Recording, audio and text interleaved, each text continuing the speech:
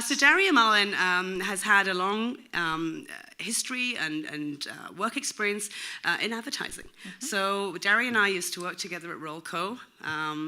I don't know when you started. Just a few years ago. Yeah, just a few years ago. Yeah. You've weathered way better than I have. And Daria really was known as one of the most professional, organized, and inspirational kind of, members of the Rollco radio network there, and really, had clients that adored her. I know I tried to take some of them off her, and they just refused and shut the door. Daria's also mum to 3 children. She's a busy wife, and she made the leap, which we'll find out a little bit more about later, to start her own business. But of course, she had to write a book first. So we're going to find out more about that and really kind of get to the bones of Daria, her success, and really what drives her. So, first question. The path from employee to entrepreneurship is rarely a direct one. Tell us about your particular journey from radio sales to Boost. So, Sara mentioned I was at Rollco. I was in media advertising for 16 years, and I loved it, or I wouldn't have probably spent that many years there. And then about the 13-year mark, I started to change how I did business. It happened actually that WESK, I knew the person in charge of programming at the time, and she asked me to do a couple of branding lunch and learns and mentoring circles, and I thought, sure, I've been teaching my clients this one-on-one for many years, so I put some material together and I started teaching at WESK a little bit, and I fell in love with it. And the idea of being in a room full of women who have taken the leap to do something of their own and being able to be a part of maybe something that would help them move forward and succeed was really fun. And around that same time, I got the offer to write a book from the publisher. And I, at the time, nervously laughed and said, why would I do that? How would that happen? And I said, no, actually. And then a couple more years went by, and I started, like I said, doing business differently. And I felt more and more limited by that single lens of advertising as the conversation. I'd been working with business owners for all of those years. I'd been in business development mode for all those years. I built my book of business at Rollco 4 times from scratch, because I started from scratch and then I had 3 mat damn leaves. Kids, yeah. I know. They kind of, they back things up a little career-wise, but that's fine. But I also enjoyed business development because I made it fun. So you learn a lot from building business from scratch. You do it better every time, and I developed a lot of skills from that. But I also had a lot of help along the way. The people within Rollco, there's a lot of training. We even did some training. We led some training together, you and I, which was fun. But there was always more learning, and even outside of Rollco, I always was looking for resources and support. So I had help along the way.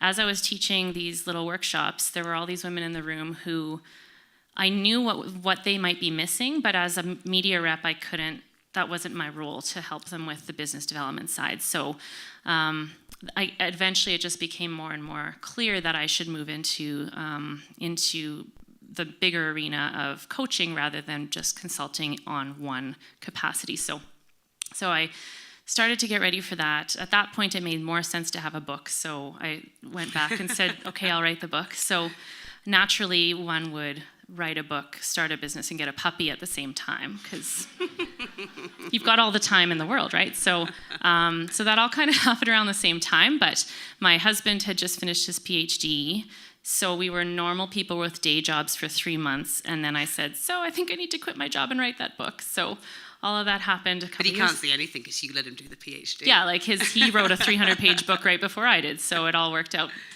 And so moving into the bigger arena of being a business coach, there were a couple things. One, I decided not to be a consultant that I had been in the past, where as a consultant you are in charge of just doing the work for your client and making it happen.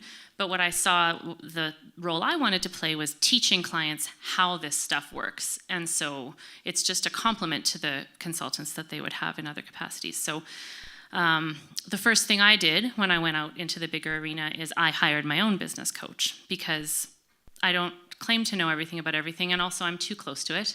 I don't think you should have your husband as your coach. I don't think you should have your best friend, because they're too close to everything. So having an impartial outside look at my business has been, it's been very helpful. So that's what I try to do for my clients. And so I guess that's where we are now. And it teaches you how to not hold everything too dear, because you have to love your business, but sometimes you can love it to death, right? And sometimes you're making decisions very emotionally, and they're not the right thing for your business. So having that outside perspective definitely has helped me, and that's what I try to do. Emotion goes up, logic goes down. Exactly. Always. Yeah. So lots of things to kind of ask you, as I've got more questions in my head now after that. But writing a book, you know, there's that message that everybody's got a book in them. And I'm like, and I think about that. I'm like, I don't even know where I would start or where I would end. Just to sit down and kind of, you know, without any experience with doing that previously, where did you start? And what was the biggest obstacle to you getting done? So it's funny, since the book has come out, everybody tells me they want to write a book. Like, it's actually quite a thing. I didn't realize it was a thing. It was never on my bucket list.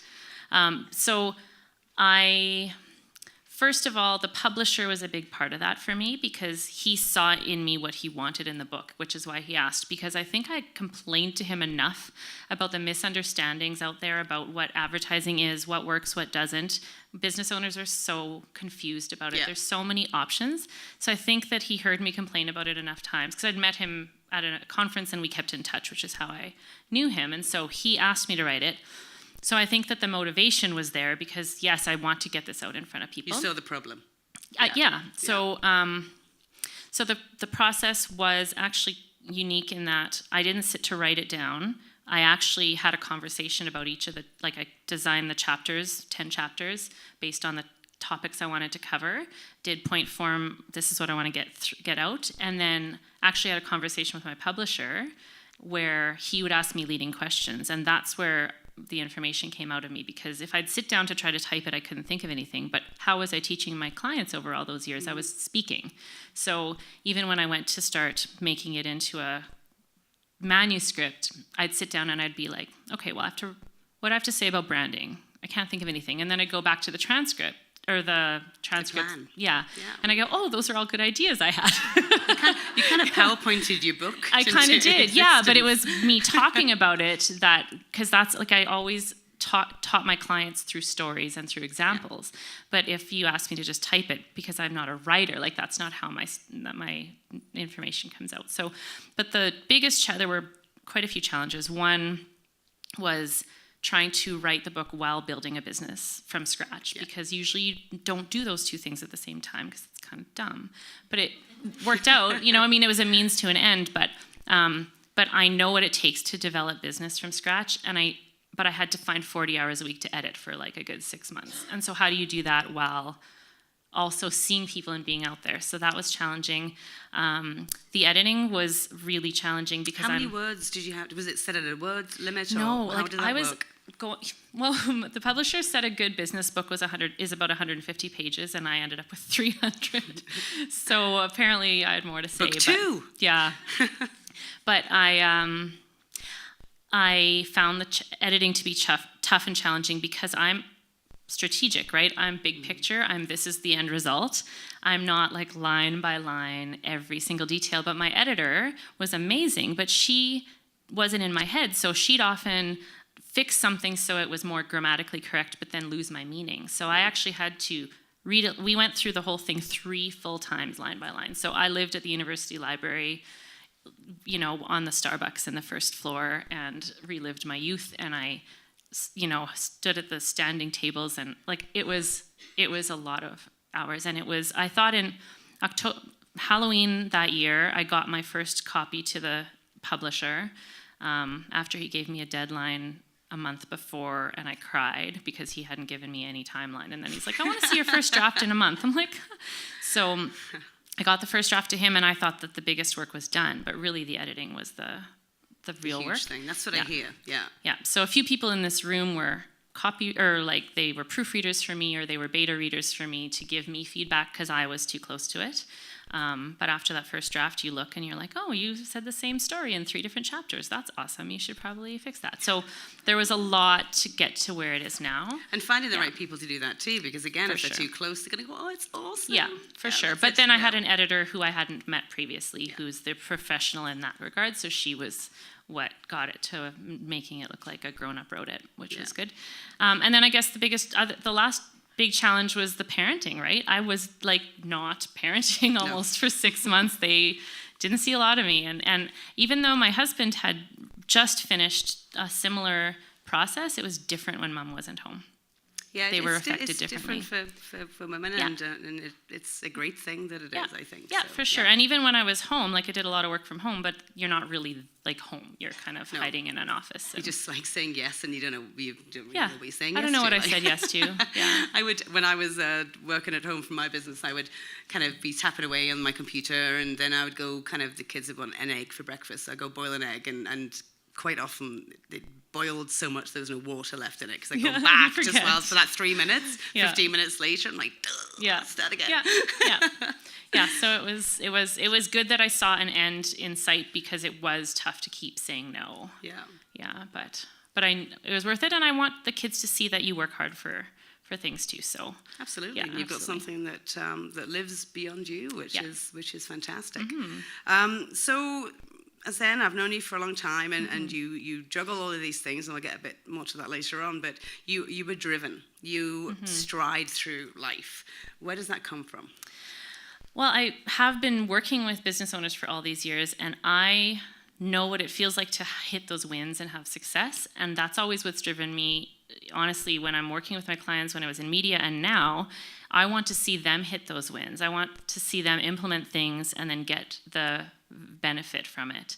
So I think that's what drives me. Going into this business, a big part of it, like I said, came from working with women in those branding workshops. And so a big part was that I want to be one of those support systems for women, specifically in business. And I have to say, women are a minority in my coaching practice, though, because I'm finding, I think women, A, feel like they have to do it all on their own, and B, put everybody else first and don't necessarily invest back in themselves. Asking for help is tricky when you're the strong one. Yeah. So, I mean, I'm happy to tell people I have a business coach. I'll always have somebody, but I think a lot of people think that they should know everything about everything and do it themselves. So, I'm driven still by seeing people have those wins that I know that feeling. Did you grow up with people around you that were go-getters? And like my family was very hardworking. My parents were teachers and in insurance and stuff like that, so not entrepreneurs. I married into a Dairy Queen family, partially for free ice cream. So I've been in a family business setting since I was a teenager. So yes, everyone around me worked really hard. My mom was a very good teacher and she worked every night. Like I think she was told in high school that she wouldn't be smart enough to be a teacher, actually. So she said, screw you. So she worked her ass off, and still to this day people say that was my favorite teacher of all time. So yes, I saw that at home. I saw them working hard, for sure. So weird that I'm here saying this, but you were a proud Yuki, as is Shauna Nelson, who's the usual host with the most, and a busy mother of 3. So the question that she loves the most, and I love it too, is what is balance for you? And do you have it? And if you do, tell us how. So I think when I feel like I'm trying to find balance, it's because I'm doing things I don't want to be doing. But when you're doing what you really should be doing and love, I don't think you need to be, you're not striving for that balance. Like, we're really busy, but I like what I'm doing.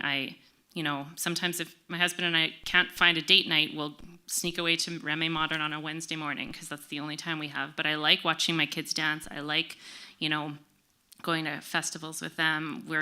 I like being in musical theater productions. Just list off the things that you have as extracurricular, please, for everybody that doesn't know. Well, yeah, but I like doing those things, and I think, so we drove to BC last week to have a family holiday, but while the kids were watching a movie and Greg was listening to a podcast, I was doing work almost the entire way there. But I don't mind, because it's doing something I like for clients that I like. So I don't feel like there's any balance to try to achieve, because I think when I feel like I'm trying to find that, it's because I'm probably doing too many things that I don't want to be doing. Yeah, so you're kind of pushing things off and then rushing at the last minute to get it done. I think so, yeah.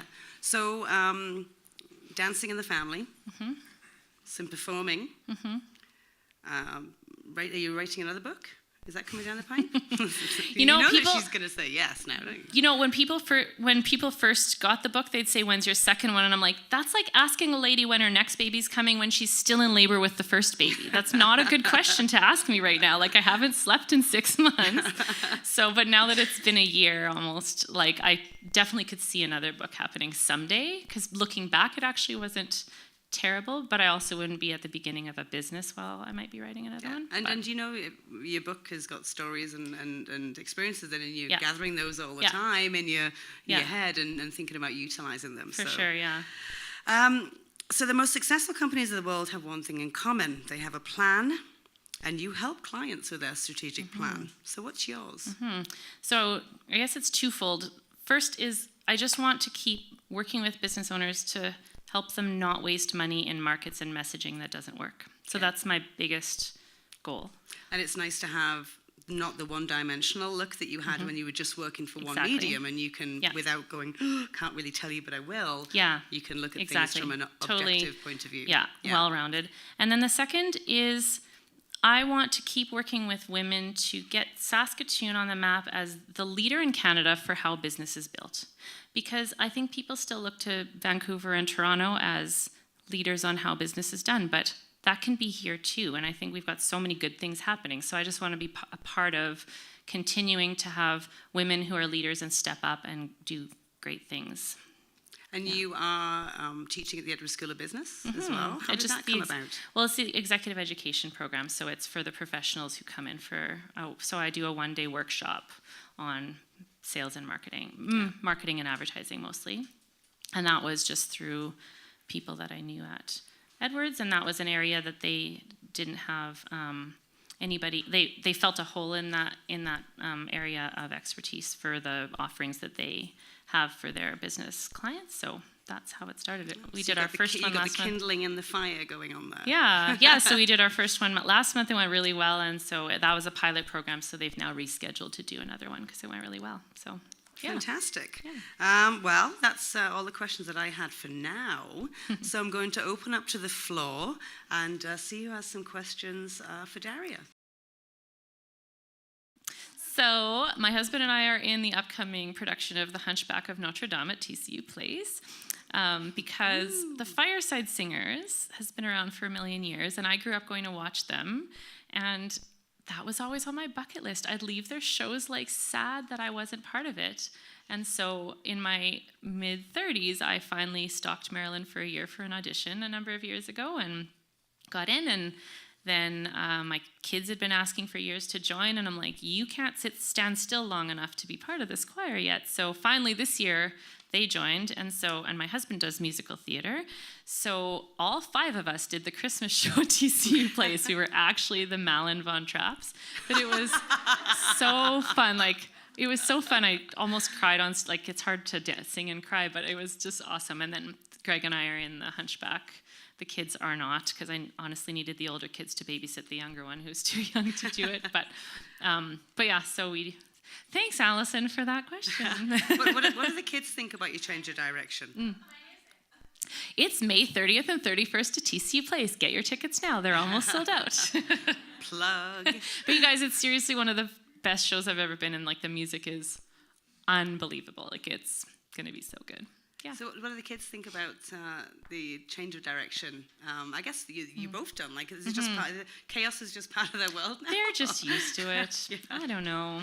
My kids, like I said, I always want them to see that you work hard for what you want and want to achieve. And we like to travel, and so sometimes if they say, why do you have to go to work? Well, you know what? We're going on a trip to Ukraine this summer.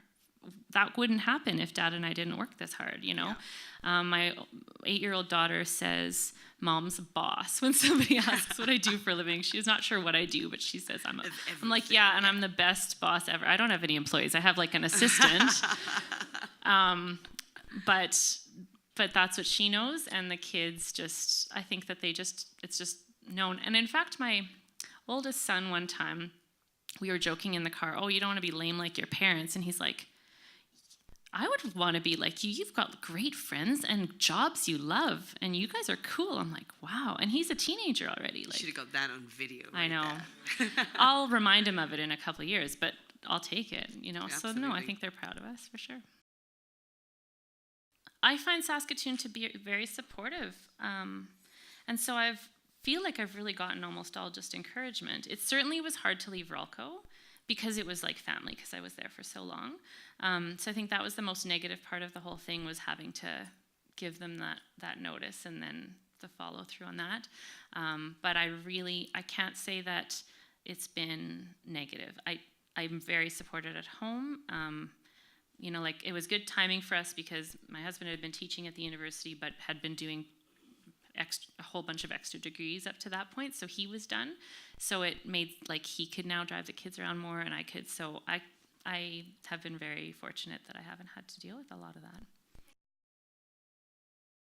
I think that everything still reaches an audience or it wouldn't exist. So don't rule out the options that are out there. But they're not all designed to do the same thing. So your Facebook page is meant to build and grow relationships with your followers, meaning they know about you somehow, so they're following you, so you can keep in touch with them, which is just as important as getting a new client, is keeping old ones coming back. But I mean, I came from radio. It was still just as strong as when I left, in that it still has an audience. Even if you aren't the one listening, they have a big crowd that are listening full time. And same with TV. People have a misunderstanding that nobody's watching live TV anymore, but that's just not the case. Certainly it's changing, and traditional media has to adapt to make sure that they're keeping up with the times, but they are doing their best to adapt so that they're more interactive and they have that online presence and stuff. So I always tell people, like, the new stuff, the social media and the online stuff, it complements a lot of the traditional, but it does not replace it. They have different jobs to do. So there's no right answer for every single business. But don't rule out the options and then weigh out which ones are an option for you based on your budget and what you're trying to achieve. I was going to say something else about that. I think also, I was going to say that knowing who you're trying to serve and what you're trying to serve them with, and being very clear on your messaging, is more important than the media that's delivering it. Like, if you have a strong message and you have something really valuable to offer people, if you're clear on who you're trying to serve and what you can do for them, then the delivery vehicle is secondary. Yeah. I think to add to that as well, it's kind of don't do a great job on radio and billboards and then do a crappy job on Facebook. Mm-hmm. It's got to be consistent, and the professionalism has to be throughout. And if you wouldn't put it on the TV, it shouldn't be on Facebook. Right? And I always say to people too, when I'm teaching, is there's this huge fear of missing out. Like, just because your colleague on a different business is doing this particular platform, it does not mean you have to be there. Like, pick a couple that you can do really, really well and stick to them. Yeah. Don't try to be everywhere, because you can't be effective everywhere. Yeah. Not with $1,000 a month. No, exactly. No, yeah, exactly. Not. Yeah. Any more questions?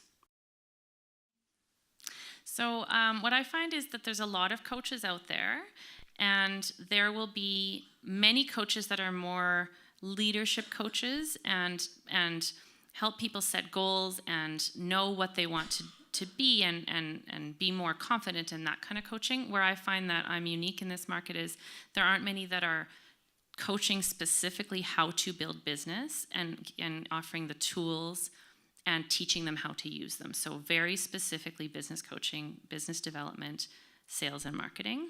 So it complements a lot of those other coaches. And I think that a lot of the rock stars all over the world have more than one coach, because they get different things from each of them. So I don't find that it's a big competitive thing. Also, if there's more than one of us is going to be a really perfect fit and the other's not. And so it has to be a perfect fit, or it's not a fit at all. So I hope that answers your question. And it's for sure definitely worth investing in your business and yourself and making it better, because mistakes are great to not do. Exactly. That's a good, yes.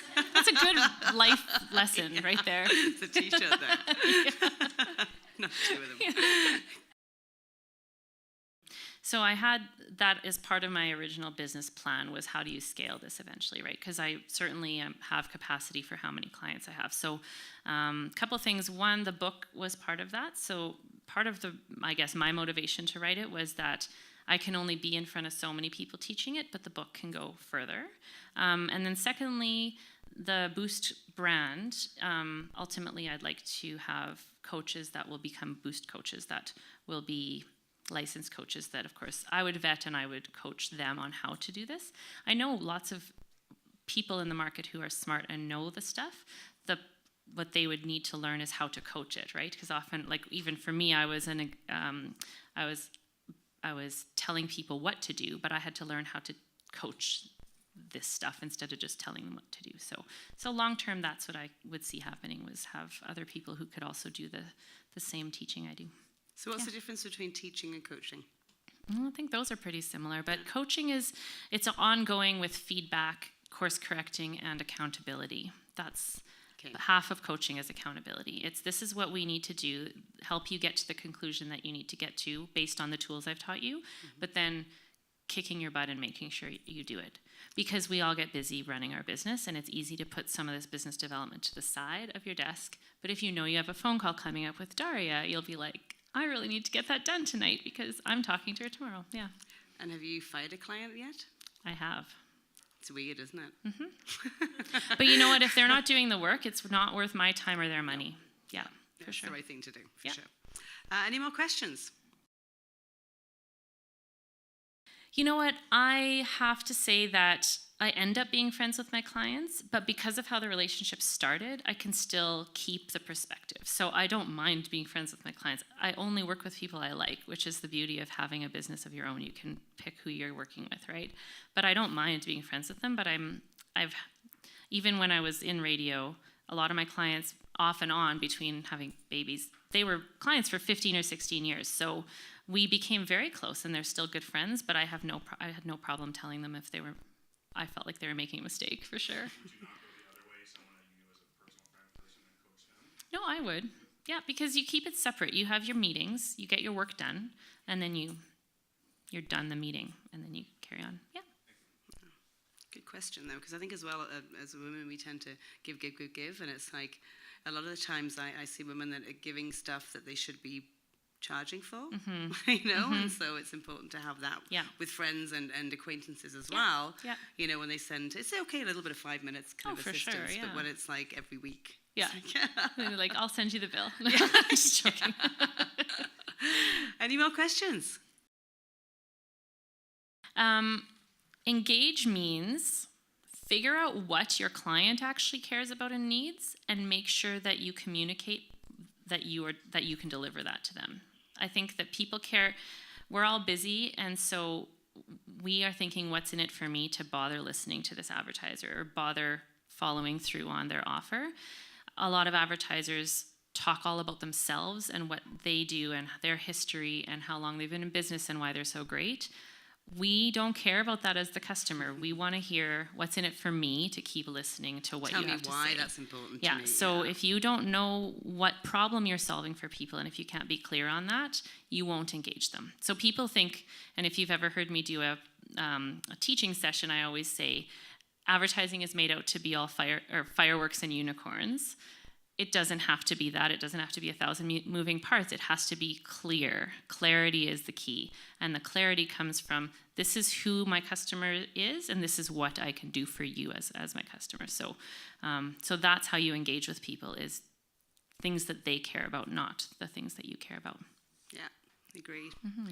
Anyone else? No, okay. Thanks for the questions. So we're going to move on to the quick fire round. Before that, I also want to recognise the other sponsored, weirdly me, Trusted Saskatoon and Trusted Marketing Services. I should have done that for you. You could have set me up, and I would have said that for you. And also BDC is a supporting sponsor, which we really appreciate, and Candice is here as well in place of Terry.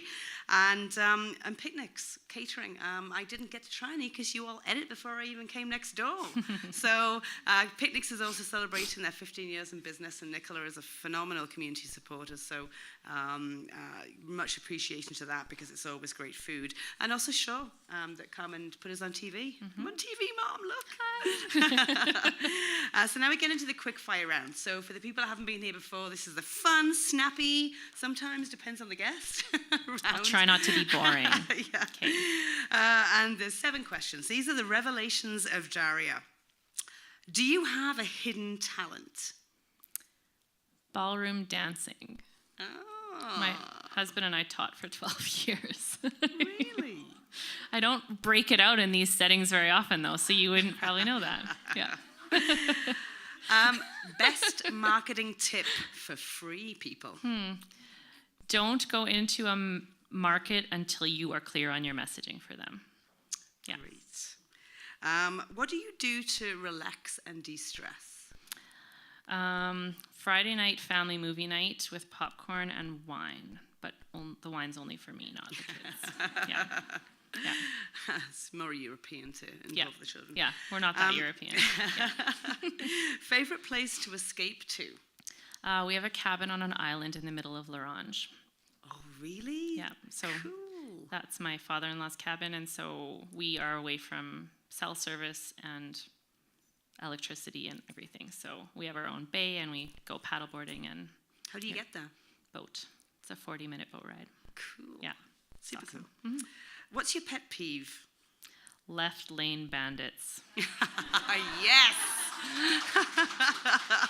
So I listen to the Tim Ferriss podcast, and he always asks his guests, if you could take out a billboard that says anything in the world, what would it be? And I always wish that mine was something about world peace, but I'm like, keep right, accept a pass. Like, that would be my billboard. I use my connections with Gormley once in a while to be like, can you just mention that on your show again? Anyway. Yeah. Roundabouts. They're easy, people. They're easy. Seriously. Stop stopping. What's the book by your bedside? One of Tim Ferriss's books, almost all the Which time. one? The big. Usually it's 4-Hour Workweek, because I've reread that one a bunch of times. Yeah. And his 4-Hour Chef is really good too. Yeah. And who is your biggest inspiration? Could be somebody famous. It could be somebody not famous that's dear to you. It could be a couple of people. So tell us.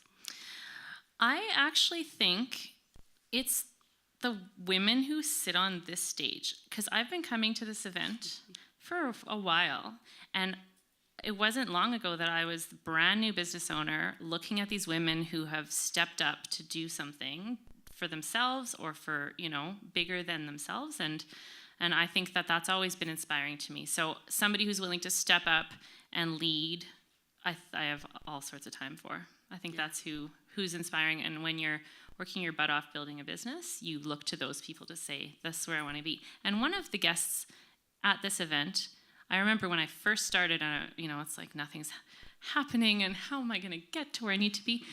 I can't remember who it was, but she said, don't compare your beginning to somebody else's middle. And I'm like, this is right what I needed to hear right now. Like, I might have teared up a little bit, because so I think that's who always inspires It's great, me. and the great thing is that they're here, and you can find them, you can stalk them easily.